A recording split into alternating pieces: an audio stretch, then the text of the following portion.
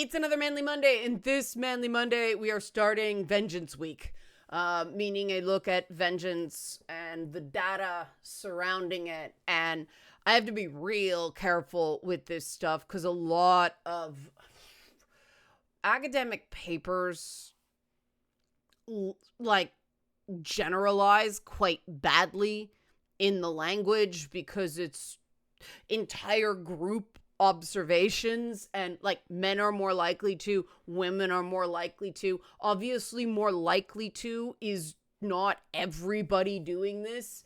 And when I asked last week about, should I do stuff on vengeance, a lot of people said yes. And then I said on the Discord, okay, on Manly Monday or Wellness Wednesday, and the answer was yes. So I'm going to take two different approaches so that both there's minimal duplication, but also we can find this useful because a lot of men I personally work with have this fear that they're secretly one of the bad men and they don't know it.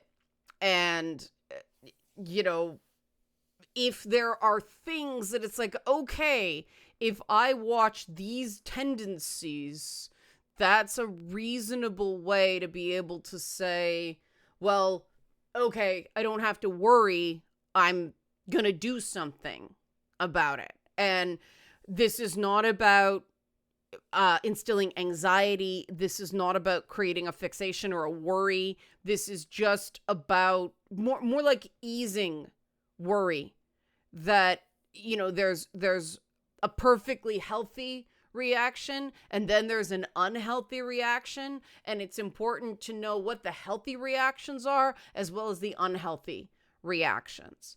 And so regarding vengeance, let's do the help support this channel. Now is a great time to become a patron or a coffee supporter because Discord invites go out at this point of the month. So help support this channel. Become a monthly patron, patreon.com/LeannaK, or buy a one-time Leanna Care session for someone who can use it but can't afford it, coffee.com/LeannaK, or you can sign up for Leanna Care session if you want to work more in depth with this stuff.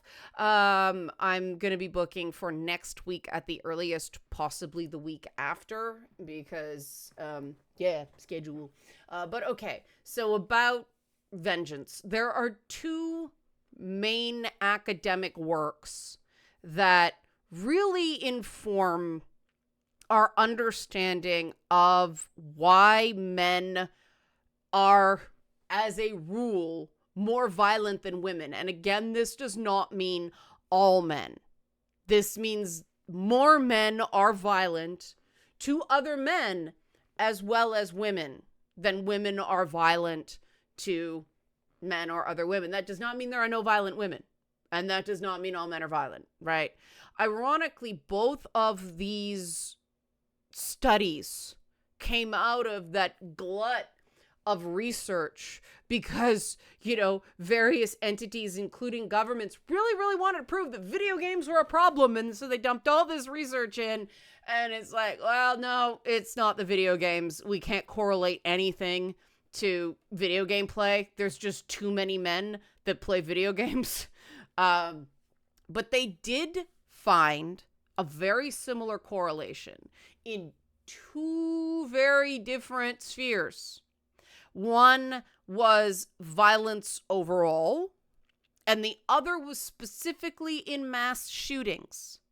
And the interesting thing is these things don't link up because the terminology, meaning what somebody searches, isn't the same between the two papers.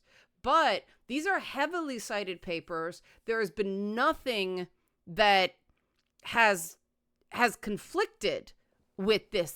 This research has held up pretty damn well in the ensuing, 12 to 14 years, which is the sweet spot for a paper. This is, if this was intelligence, we'd say it was high confidence. Even though we can't be certain, it would be nice if there was money to do replication studies, but there ain't, so we're stuck with what we have. But smaller studies have backed this up. I'm not going to bother with them because we all know a study of 34 college students isn't very useful. These are the most cited ones. These are the biggest ones. And unfortunately, they are not, well, the one on aggrieved entitlement, masculinity, aggrieved entitlement, and rampage school shootings. That one is linkable, but you got to request it, as is the revenge but not anger mediates gender differences in physical aggression. And I wish they'd actually said violence, but the second paper, and both of these will link. You have to request copies directly from the authors to read the whole thing, but they do exist. One, the 2012 paper on physical aggression and revenge was in response to the fact that anger did not... men don't get more angry than women. Simple. And yet men are more violent. Men do, and this is very likely learned behavior. This is not innate. So don't worry, guys. You're not automatically more bad or whatever. Men are much more likely to go through with revenge fantasies. It's very, very, very wordy, but basically women express greater feelings of injustice. It's not fair. But men had a greater sense that, well, it is right and good that I do something about this. And this is where we get into the aggrieved entitlement, because aggrieved entitlement is basically revenge. It's this idea that there is a social standing that must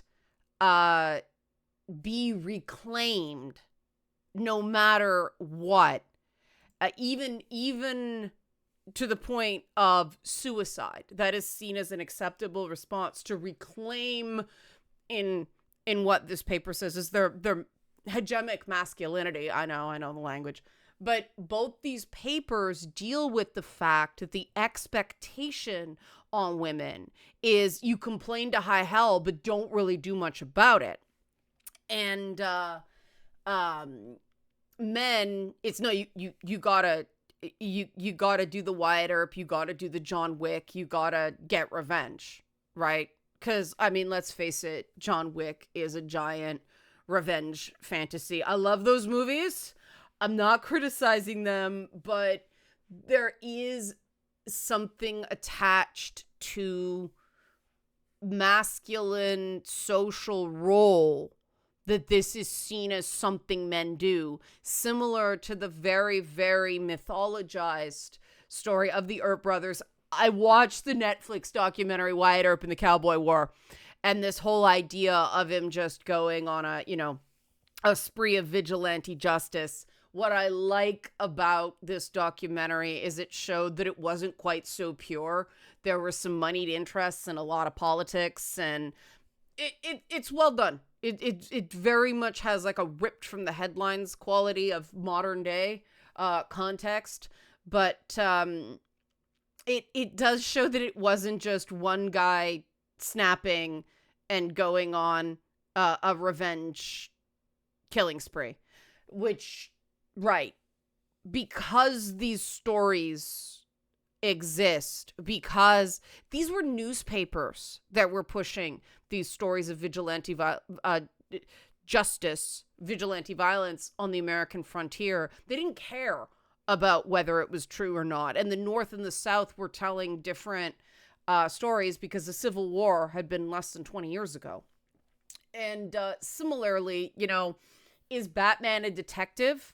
Or is he just a guy that dresses up in a costume at night and beats up dudes because he's working shit out, parent issues? It really depends on who's telling the story and what value they place on different components. But it is undeniable that there is this connection between men seeking seeking retaliation, vindication, or revenge, not just for themselves, but for women, right? I mean, that's where the whole women in refrigerators trope comes from. Something bad happens to woman, either man is emotionally affected and goes on a killing spree, or man is righting the wrongs committed against this poor woman. And that's one of the things that drove me crazy about The Witcher 2 is Vess is a perfectly good warrior, but, you know, she's a soldier, but Geralt and Roach, Vernon Roach, not the horse, the guy, go to avenge her. Drove me crazy. Anyway, it's not about that. This is just a lead up to how embedded this is what men do. This is natural and normal. And it is emasculating if you don't get back, take what's yours, to the point that they've even done studies on the satisfaction somebody gets with everything from sort of schadenfreude, like watching a bad person have something bad happen to them. You know, they've even studied the reactions between men and women about retaliatory kills in shooters, video games. And I'm not going to get into those because I question the robustness of those studies, because a lot of those studies are done trying to get a certain answer. And I personally don't think it's useful to go, oh, well, you know, biochemically, men are just more wired for this. Because you guys know that's not true. You guys are not, you know, revenge-seeking assholes. It's not right that people use, you know, studies involving thousands of people and basing a likelihood to say, oh no, neurochemically, men are just mean and cruel and violent. It's not so. It's not so. It is a huge amount of expectation and social conditioning. And I mean, I remember the way I was raised. It was, if somebody hits you, hit them back. That came from my father, right? And then I got in trouble for fighting. He hit me, I hit them back. And, you know, I was expected to just stick up for my sister as well as me. So I was doing all the brawling. Not well. I was not good at fighting. I lost most fights. You know, maybe the dents in my head explain something about my personality. I don't know. But we look at, like, who would advise a kid to do that? You know, pasty ginger kid to go fight much bigger boys because you got to show them you're not going to take it. But, you know, that was my lesson in being raised with masculine social paradigms in the 1980s. Right? It's stupid, but I did it because I felt like I had to, or else I wouldn't get any sympathy at home. I didn't get any sympathy no matter what, because my mother didn't like me fighting, right? Like, it was unladylike behavior, so I couldn't fucking win. I had to be tough to appease my dad, but girly, which is the opposite of that. Like, this is why I'm so interested in these issues. And men are caught in the exact same thing. So let's talk about masculinity and taking what's yours and getting back, because this taking what's yours thing is a social expectation. And it's seen as both bad and a requirement to be a man.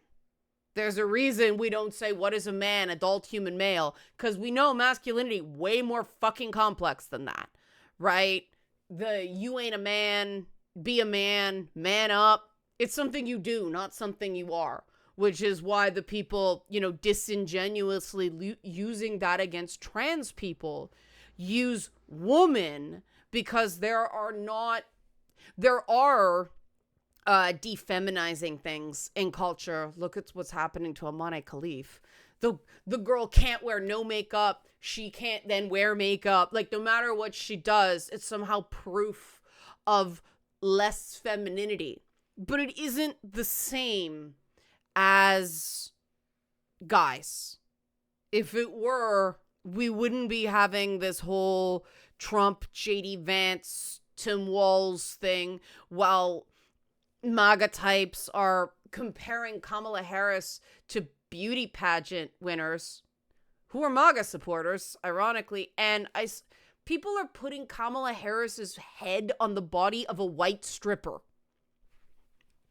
Like, it's all about reducing a woman to her sex, to her body, to her uterus, whereas men are all about acting, right?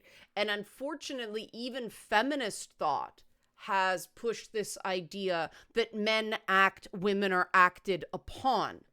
Obviously, I have some issues with this, because I like acting, not performing. I like making conscious choices and setting out a plan and doing things. I don't want other people fighting my battles for me. That's not fair to either of them. I'm the bug squisher in my house. I'm not one of those people, like every other woman in my family is like, there's a noise at night and they'll nudge, their male partner awake to go look. What the fuck are they gonna do? What the hell are they gonna do that a woman can't? You go downstairs, you see if somebody's breaking in, you call the police. Estrogen does not prevent you from doing that, right? If they've got a weapon, testosterone doesn't make that man any more safe. These are all social things. And it's led to this idea that if you don't show aggression, you're not tough, and people will walk all over you. And that's very much the, embodied in JD Vance saying she can go to hell with Kamala Harris with, the Arlington National Cemetery Section 60 incident, which that was not Kamala Harris complaining. That was Arlington Cemetery saying, you can't do this. And no, it's just, she can go to hell. I get upset sometimes. I get frustrated sometimes. That was JD Vance's cover for that comment, which was written for him. Like, if you see the clip, he's reading off a teleprompter, and he's a bad teleprompter reader, right? Like, he's like, I am here, and I am mad as hell, and, like, he looks away every so often in that moment, and Kamala Harris, she can go to hell. Like, he wasn't even committed to the line. It was right there. He saw it, and he's just like, fuck, I have to say this, or I'm going to get in trouble. Like, it had all the warmth of a hostage video, right? So that was written for him because they're trying to project some masculine thing where a guy who wrote a book called Hillbilly Elegy, none of them have read Hillbilly Elegy probably because it's all about I ain't like those other hillbillies. But also, he's a Marine. He's tough. He has the right biography. He looks proper. Like he's got, default on character screen look. That's what they're looking for. As opposed to a guy like Tim Walz, who's complex and, has admitted to misspeaking or saying things more rhetorically than accurately. But they're going after the guy's dog. Or at least they're going after him for making a joke about his dog. And it's like, my God. But the thing about Tim Walz is he doesn't respond to every hit. Even though the media is currently trying to bait the Harris-Walz campaign into hitting back. Harris is like, Dana Bash, and I think this is why they're not doing interviews, because it's all about, what do you think about what Donald Trump said about you just becoming black? And Harris was like, same old tired narrative, next question. That's all you're going to say? Yep, next question. That's all she can do. Because if she tries to explain herself, they'll find one little thing that's not right, and then they'll pounce on that. You got to kill the news cycle on that story. But also, if she gets angry, the angry woman, and that's where the hell hath no fury like a woman scorned comes in. And this is what I hear a lot from guys with, gotta be really careful about my wording here because it's not their fault, but they feel so emasculated that they need to blame women for their lack of success with women. And so they take that quote from a play from, I believe it was like the 17th century. But the whole thing about that, and took literature in university. I'm finally going to use it, right? Things like that. Things like Lady Macbeth's, "Come you spirits, attend on mortal thoughts, unsex me here." Those lines. Now, okay, that was a laugh line because in Shakespeare's time, all the women were played by men. So that was not the big dramatic moment we see in Shakespeare today. That was, "Nobody in here but us chickens" line. There's a guy dressed up like a woman going, "Come you spirits, attend on mortal thoughts, unsex me here." That was to get a big laugh riot from the cheap seats, right? Because it's a guy in drag. But the whole idea of a woman having to toss off her femininity to be tough and draw blood, and then she's so riddled with guilt, out damn spot, out I say, right? It's this whole, but these are women in these plays that are acting unfeminine. And so there needs to be shaping lines in these plays explaining why these women aren't acting like women. And it's actually a man in the play where "Hell hath no fury like a woman scorned." That's paraphrasing. It's not exactly what the original work says. But the whole idea is he's sort of dismissing it. And there's a lot of stuff, a lot of cads in theater, in things like operatic tradition, "Il Donna Mobile," that one. That song's all about a guy who's a horrible misogynist womanizer, and he's just, "Oh, women are so flighty, they can't make up their mind." Like, they're nudge wink characters that now, all these hundreds of years later, are treated like they said something profound and factual. It's like literary and art criticism keeps stepping on this rake of just because a character says it does not mean the audience is supposed to believe it. And so the idea of this line was that, if a woman's scorned, she's, watch out, because there's no stopping her now. And it wasn't true. But people believe it's true because now it's this, quote about women. And that's why looking at the science is so important. And let's face it, the socialization that the paper from 2012 talks about is the fact that there is this social construct of you cannot let someone get the better of you as a man. You have to fight your own fights. You have to get revenge, or people are going to walk all over you. For women, the expectation is they'll scheme and manipulate, and I get into trouble all the time because I don't do that. I'm going to say it to your face person. If I have a problem with you, I will say it. I will tell you exactly what you did wrong, and then people will go and screen cap that and put it on Twitter completely out of context, not, showing the 4 days of preamble where I was a lot nicer. But I'm willing to take that hit because if I don't, these gender stereotypes that are pushing men, I believe, into doing a lot of things they don't want to do. And, there's that classic Pearl Jam song, Jeremy, Jeremy spoke in Claire's to do that. And it's about a kid who just snaps one day. And, the line, "Clearly I remember picking on the boy. He seemed a harmless little fuck." And then he just loses it one day. And then it all comes out that the kid's being neglected at home, and there's all these problems. Very, very complicated song. But it does show that these gentler kids, these quieter kids, these boys, they are neglected. They are ignored until they finally can't take it anymore. And then Jeremy speaks in class today, right? The only way these guys get noticed is if they act out. And developmental psychologists have noticed this reality, specifically with boys. Girls are nitpicked to death, and that isn't great either. But boys, and some girls do get neglected too, don't get me wrong, but boys tend not to get any sort of guidance unless it's a correction.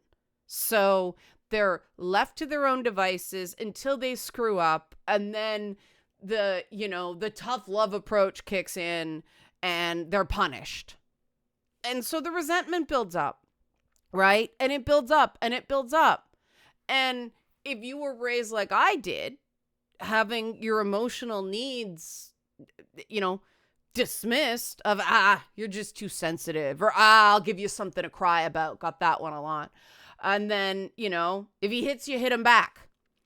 And I remember thinking at times when my father was, he'd start when I got home from school, and he'd still be yelling at 2 a.m. and I had to get up for school the next day. So from about 4 o'clock in the afternoon, because, he didn't work most of my childhood, from 4 p.m. to 2 a.m., he was reading me the riot act. I can't imagine what the neighbors heard.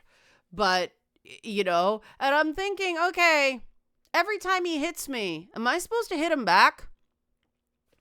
I remember thinking that, you're lying awake at night when he finally lets me go to sleep.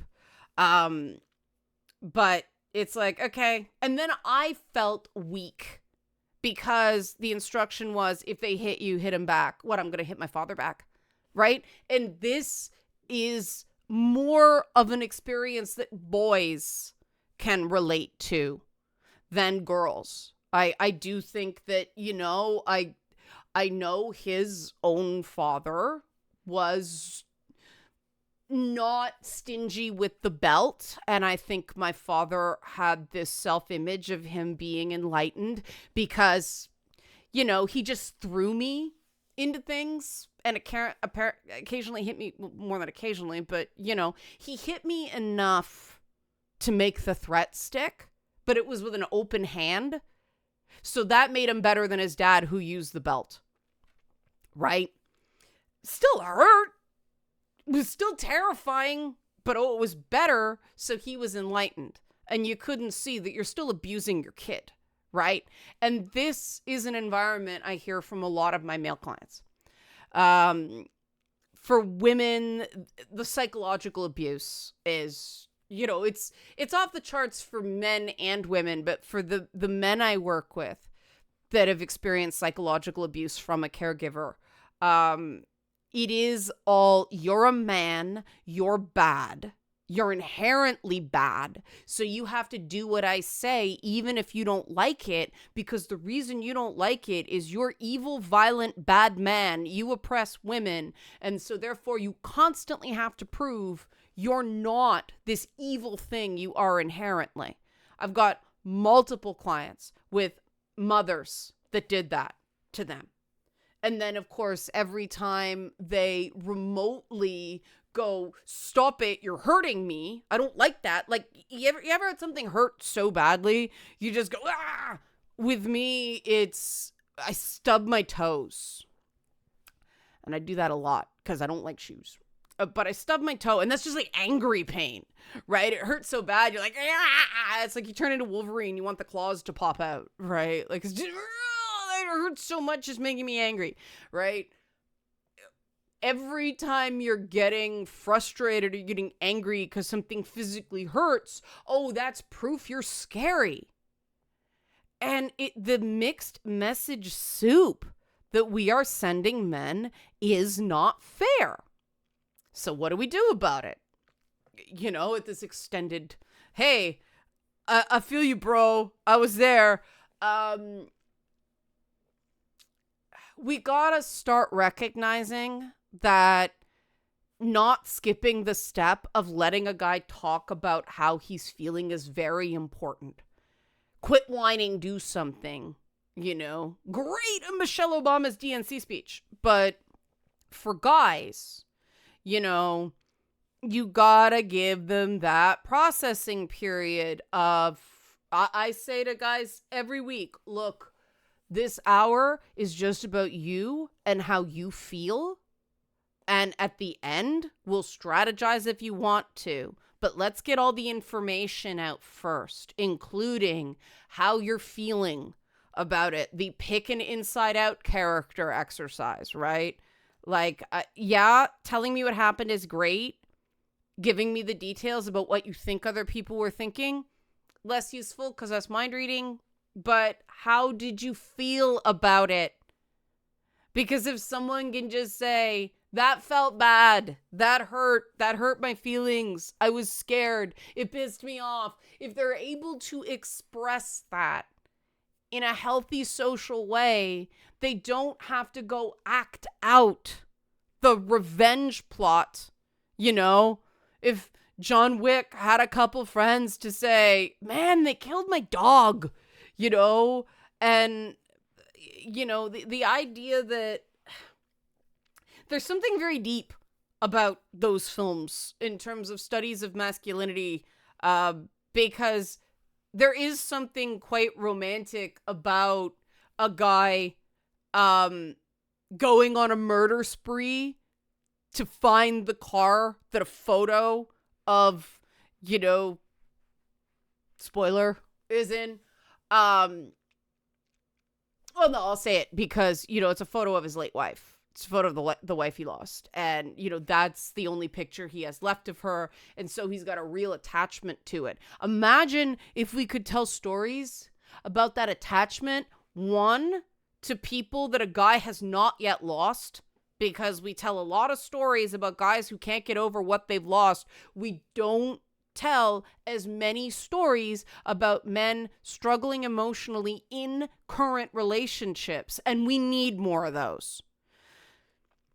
But the revenge fantasy and him being tough and strong and violent is what makes those feelings okay. And I love my crime noir. I love my noir stories. I love my pulp stories. But we can do better, right? As cool as the John Wick films are, they are just films. And I do think one of the things they show is that John Wick is not exactly a mentally healthy person, and he's not happy either, right?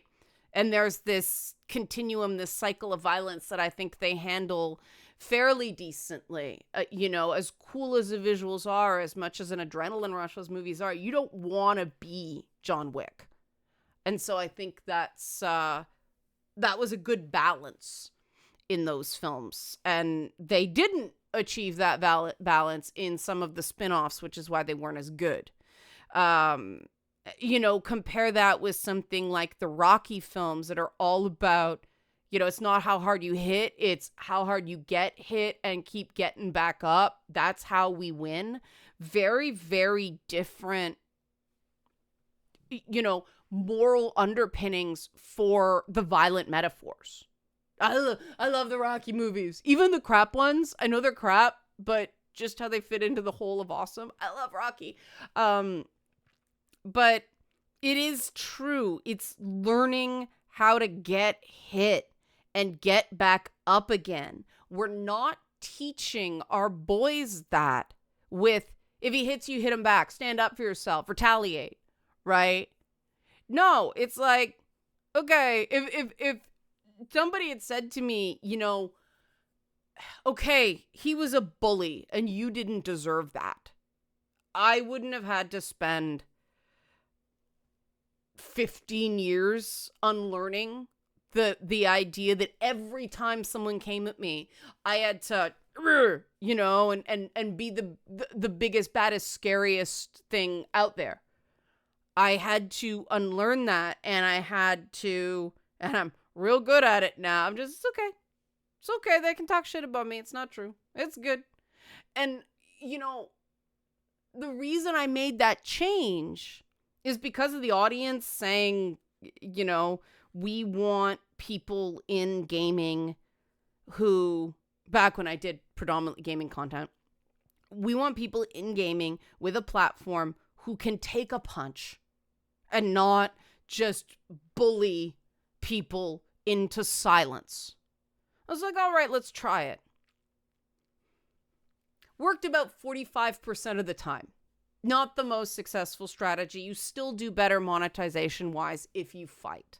But what I found is the quality of the viewer that I was attracting really improved, which is why my comment sections aren't hot dog shit, right? And I work to make sure it's quality over quantity. And, you know, the autism stuff last week, a lot of people said, I feel seen by this. This is great. This is affirming. And people know I don't let people get away with shit. But letting guys feel seen and letting guys say, look, the fact that the system expects this of you is not your fault. And yeah, it's bullshit. And it's not just other men that perpetuate this. It's women. You know, the women who, there's a noise downstairs. Wake up. Go look what it is.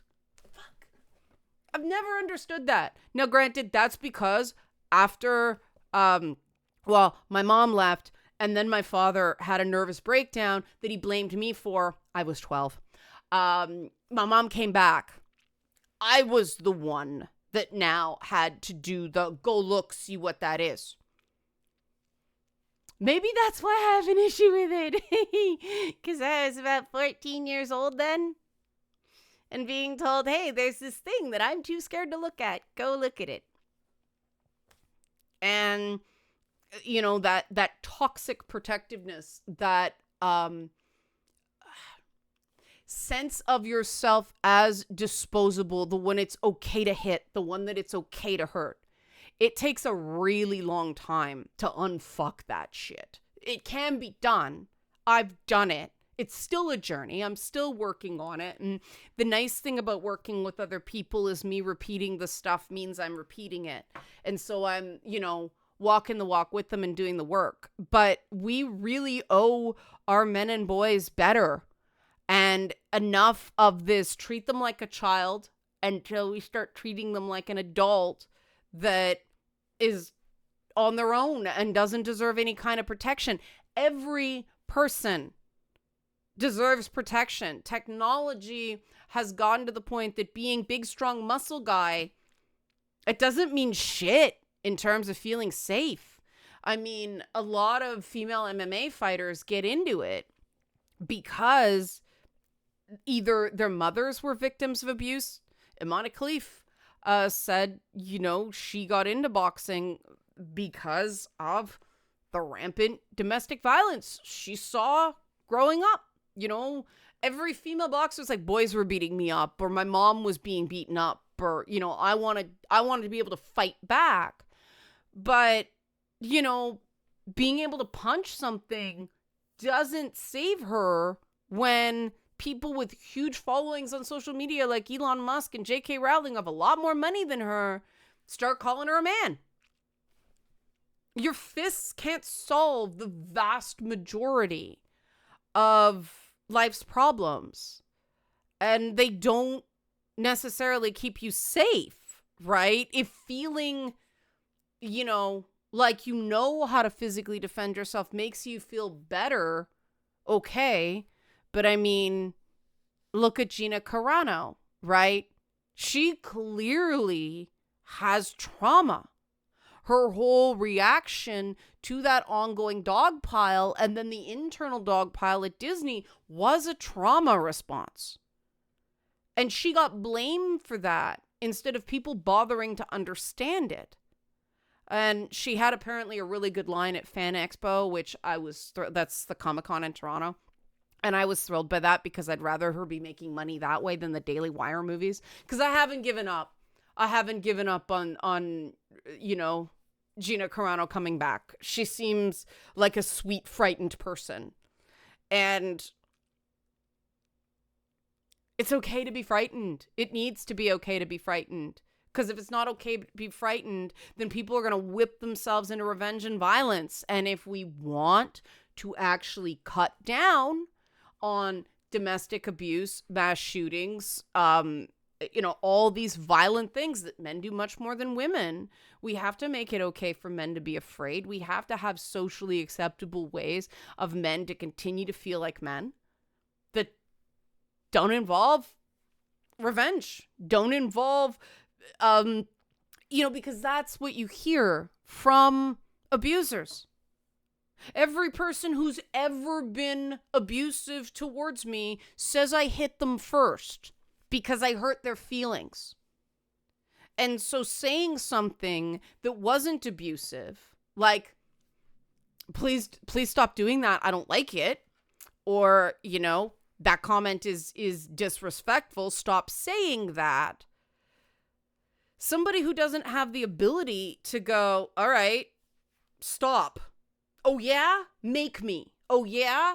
Oh, you hurt my feelings. I'm going to hurt you even worse. That's trained. That is trained into people.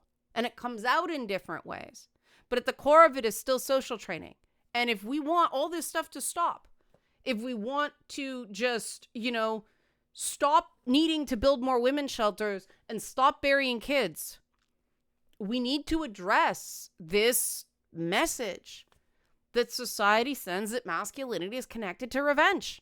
There's no shortcut. It's the only solid correlation we have to explain why some men are more likely to be violent than, the majority of women. Help support this channel. Become a monthly patron, patreon.com/LeannaK, or buy a one-time Leanna Care session for someone who can use it but can't afford it. Nonviolent guys who are working on themselves, coffee.com/LeannaK. Some women too. I love my female clients too. There's just a lot more men. Thanks for watching. Manly Mondays.